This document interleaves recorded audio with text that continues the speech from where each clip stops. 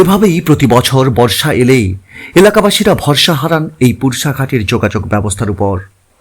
নদীর প্রবল স্রোতে ভাসিয়ে নিয়ে যায় একমাত্র যোগাযোগের মাধ্যম সেই বাঁশের সাঁকো। ময়না নন্দকুমার ব্লকের সংযোগকারী পুরসাঘাট কংসাবতী নদীর উপর কোনো ব্রিজ না থাকায় এলাকার মানুষ বছরের পর বছর এভাবেই ভোগান্তির শিকার হচ্ছেন। কখনো কখনো নদীর জলের চাপের কারণে নৌকা পারাপার বন্ধ রাখতে হয়, ফলে চরম ভোগান্তির মধ্যে পড়তে হয় এলাকাবাসীদের। এভাবে দীর্ঘ কয়েক বছর ধরেই এই চরম ভোগান্তির শিকার হচ্ছেন এলাকাবাসীরা।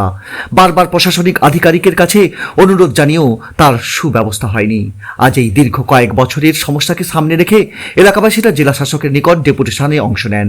বিক্ষোভকারীরা জানান 2019 সাল থেকে তারা দাবি জানিয়ে আসছেন এবং নদীর দুই পারের নন্দকুমার এবং ময়না ব্লকের মানুষজন একটি নাগরিক কমিটি গড়ে তুলে সর্বস্তরের বারবার দাবি পত্র পেশ করে আসছেন।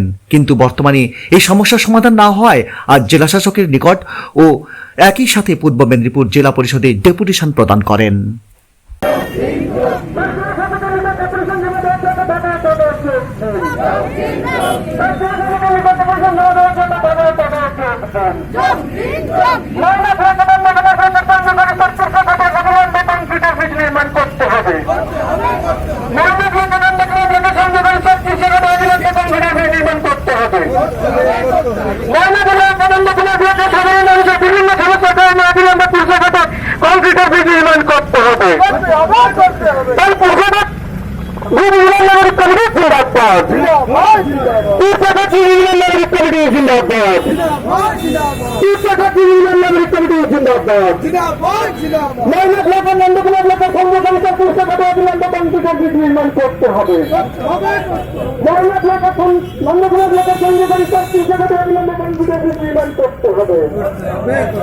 আজকে পুরসাঘাট ব্রিজ নির্মাণ নাগরিক কমিটির পক্ষ থেকে পুরসাঘাটে কংসাবতী নদীর উপর কংক্রিটের ব্রিজ নির্মাণের দাবিতে জেলা শাসকের কাছে গণডেপুটেশনে এসেছিলাম।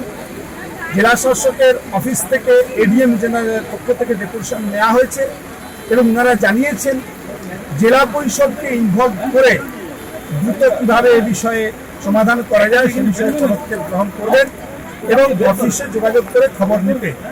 আবার আগামী শুক্রবার বেলা 1টায় আমরা জেলা সভাধিপতির সঙ্গে ওই দাবিতে মিট করব।